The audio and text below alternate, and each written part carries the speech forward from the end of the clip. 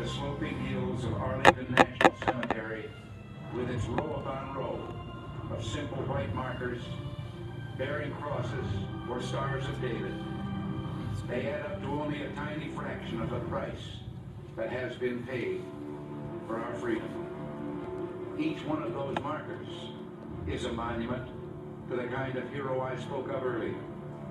Their lives ended in places called Belleau Wood, the Argonne, Omaha Beach, Salerno, and halfway around the world on Guadalcanal, Tarawa, Pork Chop Hill, the Chosin Reservoir, and in 100 rice paddies and jungles of a place called Vietnam. Under one such marker lies a young man, Martin Treptow, who left his job in a small-town barber shop in 1917 to go to France with the famed Rainbow Division.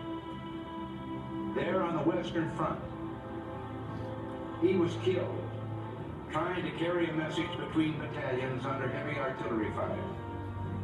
We're told that on his body was found a diary.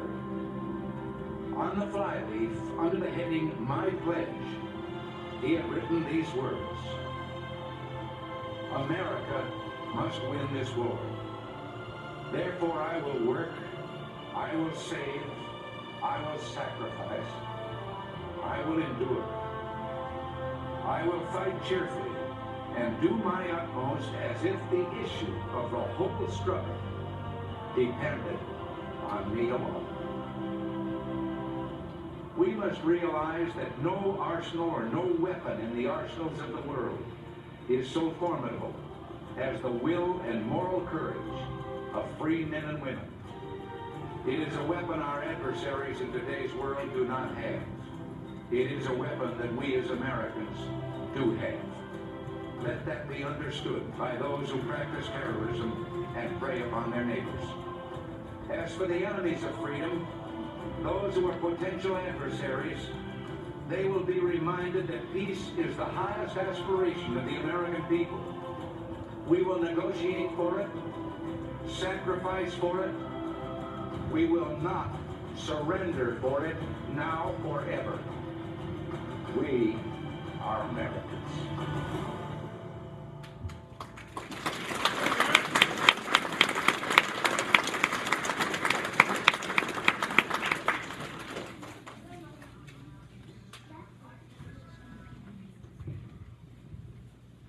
Okay, let's all stand for the Pledge of Allegiance. We're going to have our first grade come up first, and they're going to lead us in the Pledge of Allegiance. And then you can please remain standing, and we're going to have Emily McPhail sing the national anthem, and our flag is right on the back wall. Come right up first grade.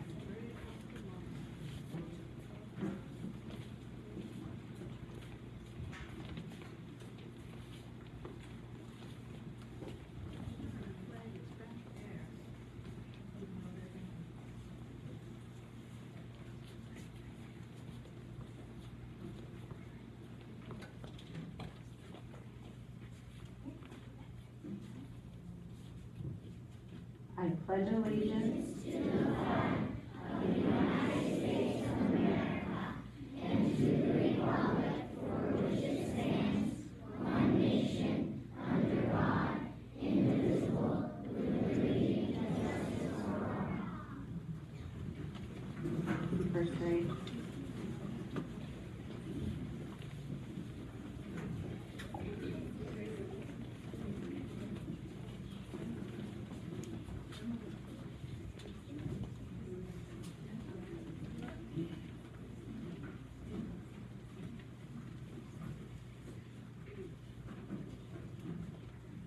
Oh, say, can you see by the dawn's early light what so proudly we hailed at the twilight's last gleaming, whose broad stripes and bright stars through the perilous fight o'er the ramparts we watched were so gallant.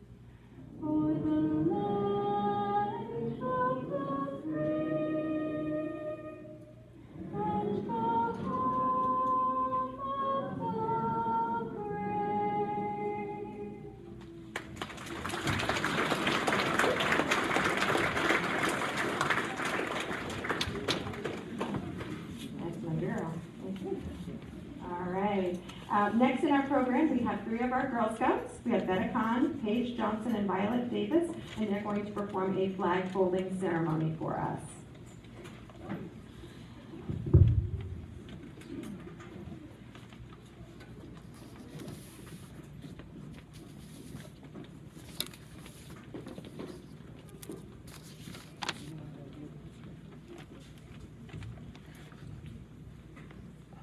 Okay, so we're going to start by unfolding our flag first.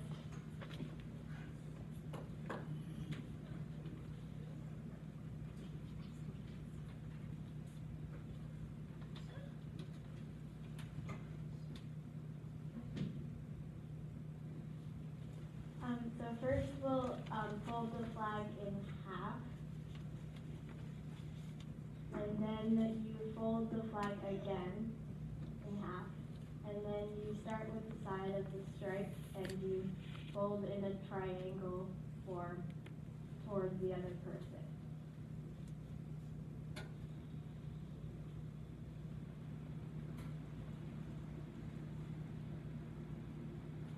And you tuck the excess of the flag inside of the triangle. That's how you fold the flag.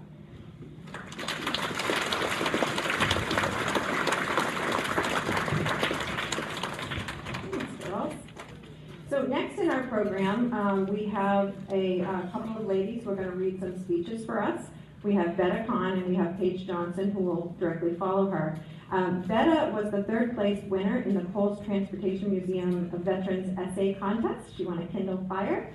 She's going to read the essay that she won 3rd place with, and like I said, followed by Paige Johnson, who also wrote a fantastic essay, and we'd like to share those with you today. Here, Betta.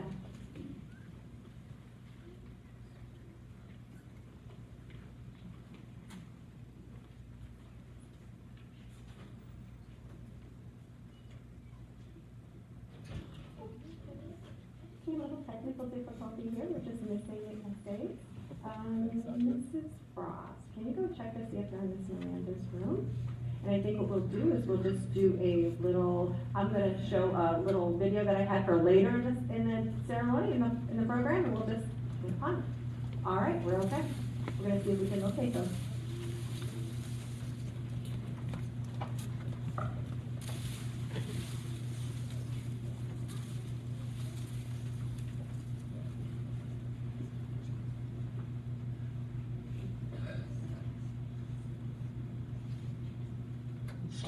Crying, I'm watching, catching teardrops in my hands. Only silence has ended, like we never had a chance. Do you have to make me feel like there's nothing left of me? As smoke clears, I awaken, entangle you from me. Would make you feel better. Wash me as I bleed. All my windows are still broken, but I'm standing on my feet. You can take everything I have. You can break everything I am. Like I'm made of glass, like I'm made of paper. You go on trying to tear me down. I will be rising from the ground like a skyscraper, like a skyscraper.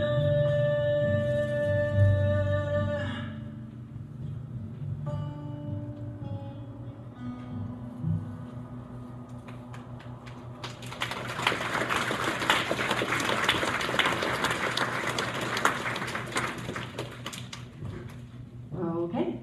Betta, are you ready? Try to sit down.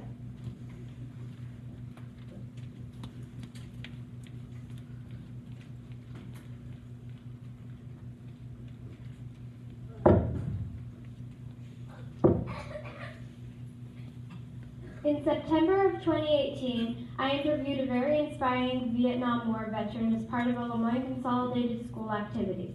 His name was Edward Leonard. This veteran explained some of the depression, stress, and courageous moments he encountered throughout his experience in the Vietnam War. Edward was a young man who just graduated high school.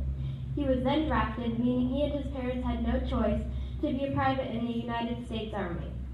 He flew to New Jersey, leaving all of his family and friends behind. On the first few days of boot camp, all of the soldiers, including Edward, were very nervous and didn't know what to expect. After lots of stressful, sweaty, and hard training, they were ready for the war. Edward stated to me that he didn't really like his role in the war because it meant that he was going to have to be one of the people who did the dirty work. He mentioned this phrase several times throughout the interview. In order to know what freedom means to a veteran of the Vietnam War, you have to know what the Vietnam War was about. The Vietnam War was a fight to protect our world from the threat of communism. Under communism, the state owns everything. You are given a job to do and a place to live. That isn't freedom. Under communism, you aren't even free to practice a religion or criticize the government.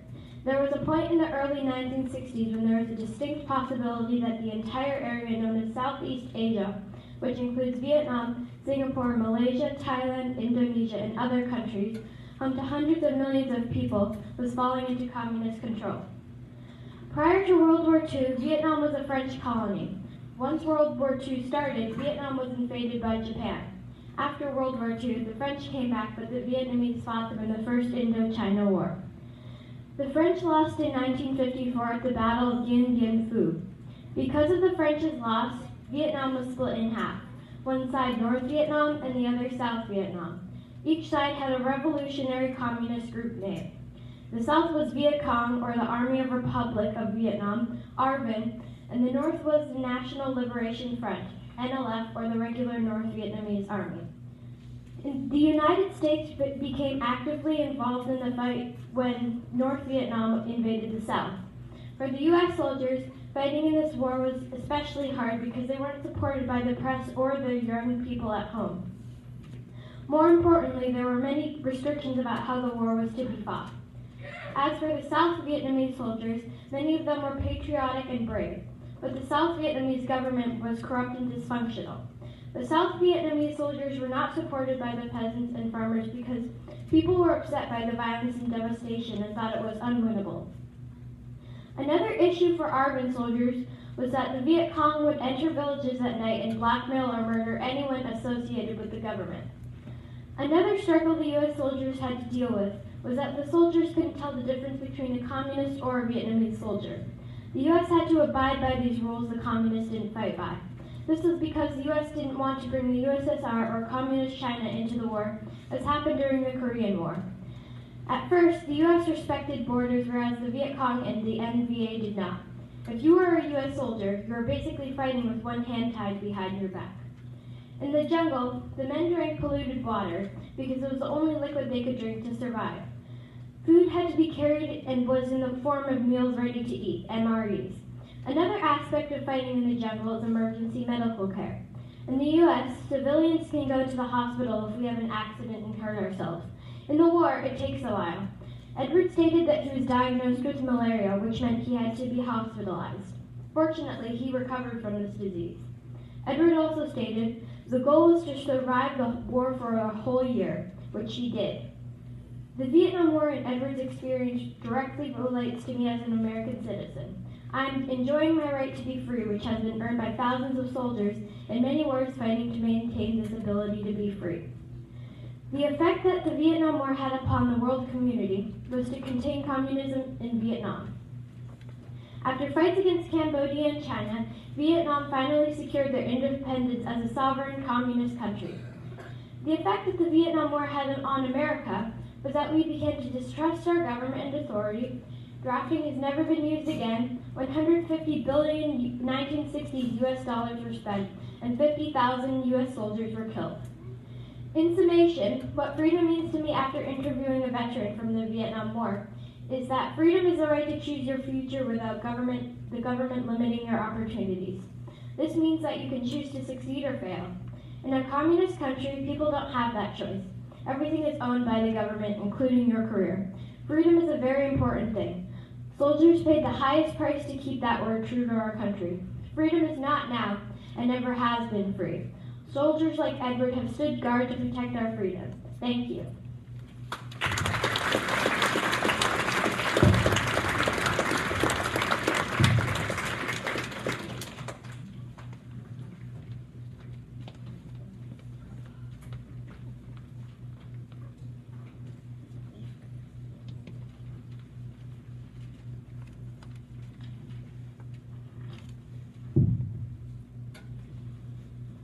I stepped into a large room at the Coal Transportation Museum.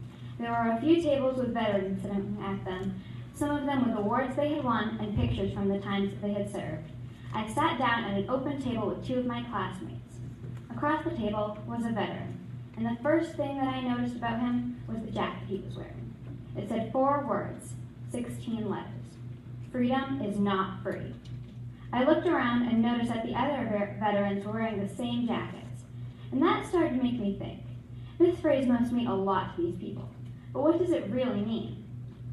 Well, I think that this phrase means that freedom costs something, something worth more than money. Freedom costs lives, the lives of people who love their country and are willing to sacrifice everything for it, their friends, family, and home. These people care so much about our freedom, and that is why they've worked so hard for it. How many things are there that you would give up everything for? Not many. This proves how important freedom is to all of us. In most situations, there are some exceptions. We have the free choice of whether we want to go into the military or not, whether we want to fight for our country or not, whether we want to risk our lives or not. And anyone who has joined the military has chosen to risk their lives for a good cause. That shows how selfless these people are, and we should all greatly appreciate that. The veteran that I interviewed, Charlie Mock, told my group about his experiences around the Berlin Wall during the Cold War. I think that my group is going to be more thankful for our freedom after he shared his story. He told us about how the wall was put up to keep people in the Soviet Union side of the wall in, so they could not escape to the free side, which was where they wanted to go. Once again, proving that freedom is very valuable and desirable. Also, the Soviet Union took resources from East Germany, while everyone in West Germany tried to rebuild things. East Germany offered free healthcare and education, while West Germany offered higher salaries, better consumer goods, and more freedom. Even with West Germany offering these valuable things, healthcare and education at no cost, people still wanted more freedom, which is the opposite of what was given to them, the Berlin Wall. Many people tried to cross the wall, some of them successfully, but at least 138 people died trying to cross it. These people all had to work hard for their own freedom, getting stronger and making plans to cross the wall.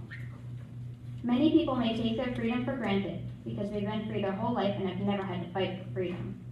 They may also not understand how important it is in our everyday lives. This is a sad but true fact. You should never take your freedom for granted because many people have given everything for it. Most people don't even notice the free choices that they make in their everyday lives. For example, when I get ready in the morning, I choose what clothes I wear and how I do my hair. When I'm doing this, I'm not thinking about how this is my free choice.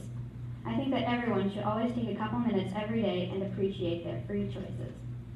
Overall, I think that freedom plays such an important role in our everyday lives, and sometimes people don't notice that. But after talking with a veteran and hearing his stories about fighting for freedom, I think that I am appreciating my freedom a lot more. Talking with him also encourages me to talk with some people who are in the military in my family. But I think that there is one very important thing that I learned while interviewing Charlie Mock, and I know that I will never forget this in my entire life. It is something very small, but contains immeasurable meaning. Do you know what it is? It's 4 words, 16 letters. Freedom is not free.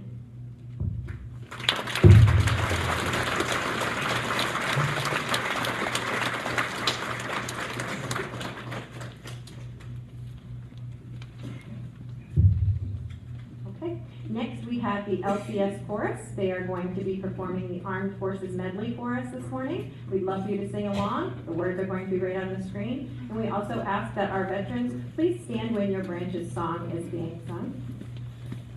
At the same time, 5th grade, this will be your time to pass out the flags.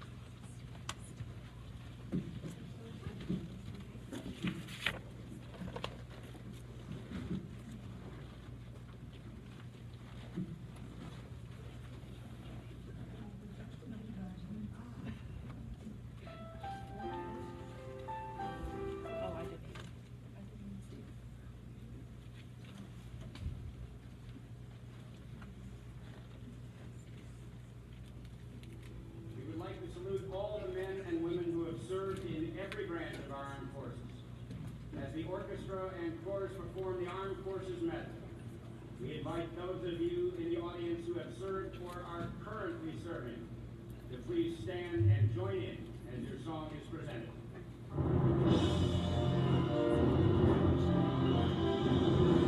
United States Coast Guard.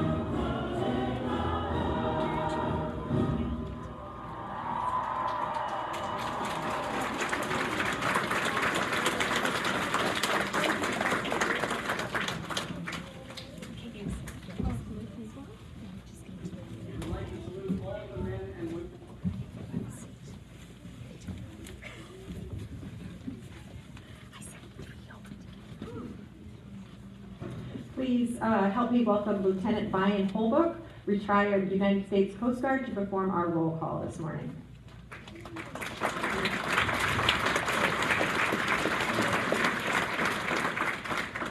So, thank you for inviting me.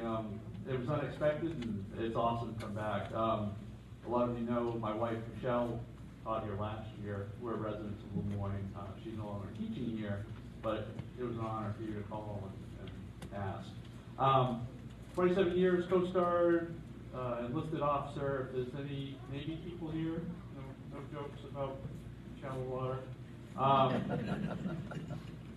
So the roll call. Did everybody that came in, did they sign up on the list? Is there anybody that did not sign the list? All right. So here we go. If I mess up your name, I'm sorry. So here we go. Robert Alley, U.S. Marine Corps, years of service, 4. Thank you.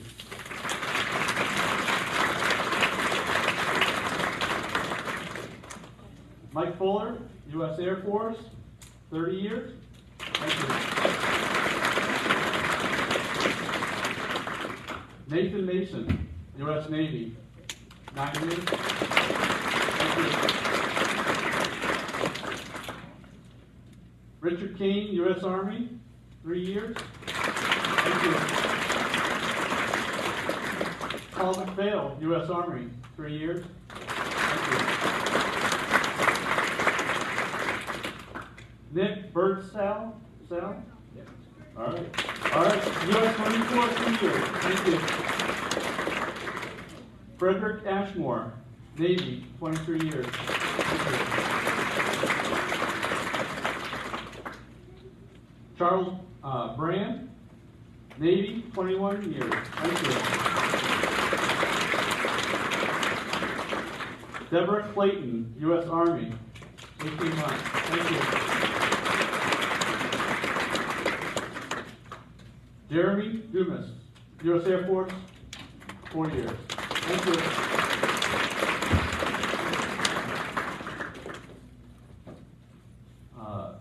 Butch Swanberg, U.S. Navy, 4 years. Thank you.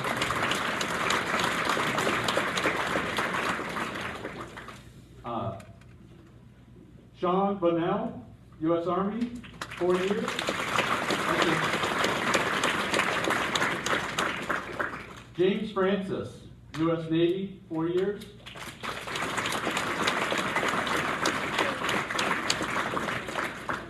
Tabitha Ozier, Air Force, 4 years. Thank you. Paul Hodgkins, Air National Guard, 6 years. Thank you. Joe Reynolds, U.S. Air Force, 4 years. Thank you. And Joel Ackerman, U.S. Air Reserve? Army Reserve. Army, sorry, 2 years. Thank you. Awesome. Thank you very much.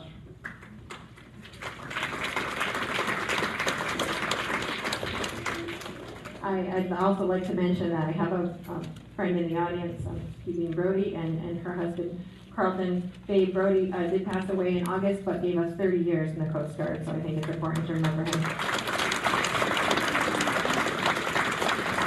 Okay, so thank you so much for coming to our assembly today. Our final portion of our program will be our second grade with their rendition of TAPS. Just give them just a moment to get set up for that.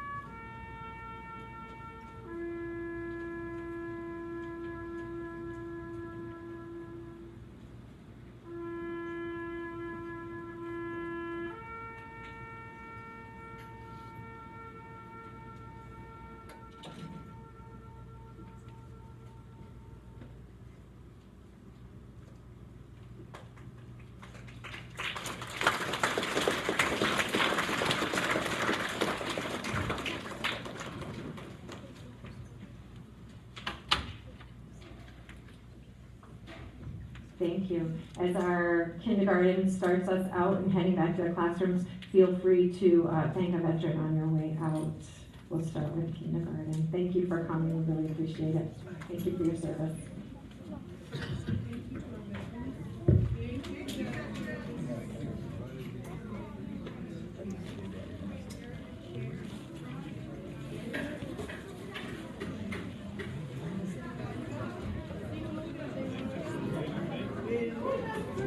Seven.